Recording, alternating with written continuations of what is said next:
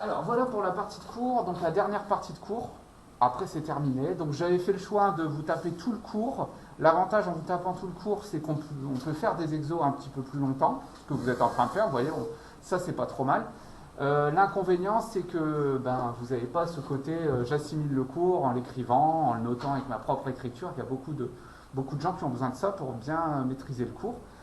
Donc voilà, là on va essayer ça, on va voir ce que ça vaut. Alors, une pile, vous n'êtes pas sans savoir, et d'ailleurs, quand je parle de pile, je parle aussi de batterie, de tout ce qui est lié, on va dire, pile, batterie, etc., accumulateur. Vous avez probablement, d'ailleurs, sur vos téléphones portables et sur les batteries de vos téléphones portables, ce qu'on appelle la capacité. Donc je ne sais pas si vous regardez à ça quand vous achetez un téléphone portable. Mais ouais, alors. Ouais, la capacité va pouvoir aussi effectivement évoluer dans le temps si on utilise mal la batterie, tout à fait. Mais un des facteurs qui est intéressant quand on achète un téléphone, c'est la capacité de la batterie. Ouais, Jimmy ? La capacité, c'est en milliampères, non ?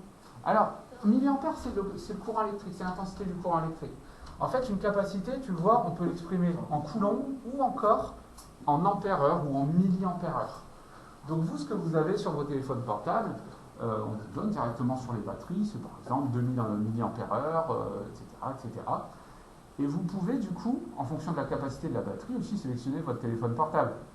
Si vous voulez un téléphone qui tienne bien dans le temps, il faudrait plutôt une grande capacité de batterie.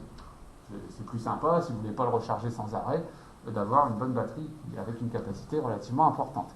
Effectivement, cette capacité dans le temps, elle évolue, parce qu'on va charger, décharger le téléphone, etc. Donc, on a une petite usure entre guillemets de la batterie, et donc cette capacité évolue dans le temps. C'est pour ça que souvent les vieux téléphones portables, les vieux ordi portables, la capacité de la batterie elle est très très faible parce qu'on l'a tellement chargé, déchargé que ça ne fonctionne plus. Donc à ce moment-là, il faut changer la batterie. D'accord ? Donc changer la batterie de votre téléphone, c'est pas aberrant, c'est normal, il faut le faire au bout d'un certain temps, si vous voulez conserver le même téléphone.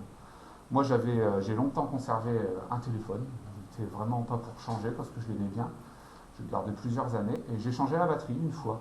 Parce que vraiment ce qui le limitait à un moment, c'était, au-delà des mises à jour, c'était sa batterie et sa capacité. Alors la capacité, qu'est-ce que c'est concrètement ? La capacité électrique, on la note Qmax souvent, ça représente la quantité maximale de charge électrique que peut fournir une pile au cours de son fonctionnement. Elle se mesure en coulombs.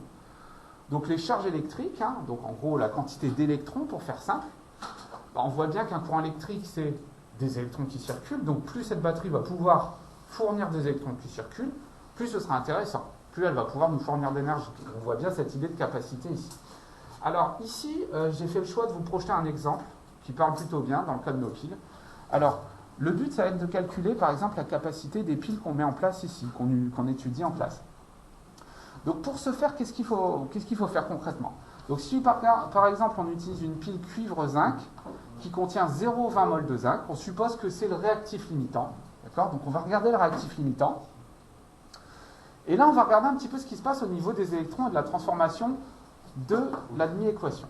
Alors la transformation d'un atome de zinc en ion Zn2+, ça libère 2 électrons. D'accord ? On le voit ici. Lui c'est mon réactif limitant. En se transformant, il va générer 2 électrons. Donc qu'est-ce qu'on va faire avec ces 2 électrons ? Tout simplement, on vous dit, lorsque tous les ions zinc ont réagi, la quantité de matière d'électrons ayant circulé, c'est quoi ? C'est 2 fois la quantité de matière de zinc. Pourquoi ? Parce qu'on libère 2 électrons pour un atome de zinc, donc c'est 2 fois. Fois 0,20 quantité de matière de zinc. Donc il y a 0,40 mol d'électrons qui sont en réalité générés dans le circuit. Ok ? Et la capacité, comment on la calcule ? C'est 0,40 mol. On va simplement les multiplier par le nombre d'Avogadro.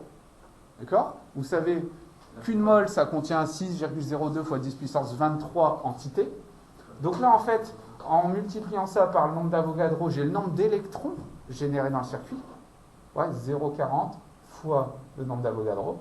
Et fois la charge d'un seul électron. Si je multiplie tout ça, donc là, c'est juste une formule à retenir, j'ai du coup la capacité en coulomb. Ouais, Ryan, dis-moi. On va toujours retenir la constante d'Avogadro et la charge d'une seule. Ce sera donné. Ce sera donné, mais vous allez voir qu'avec le temps, tout ça, vous allez connaître à force par cœur. Ça revient régulièrement, mais ce sera toujours donné. On n'exige pas ça de vous. Alors du coup, la capacité, vous voyez que c'est ça. Ici, on l'exprime en coulomb, mais on peut aussi l'exprimer en ampère-heure. 1 ampère-heure, c'est égal à 3,6 fois 10 puissance 3 coulombs. Donc là, par exemple, dans ce cas-là, on a juste qu'à faire un produit en croix pour trouver la capacité réelle. Donc là, ici, par exemple, ce serait... Enfin, là, on vous donne une autre conversion, 1 milliampère-heure, c'est 3,6 coulombs. On pourrait faire tout ça et puis regarder un petit peu ce qui se passe, par exemple, au niveau des capacités de nos téléphones, en faisant ces petites conversions.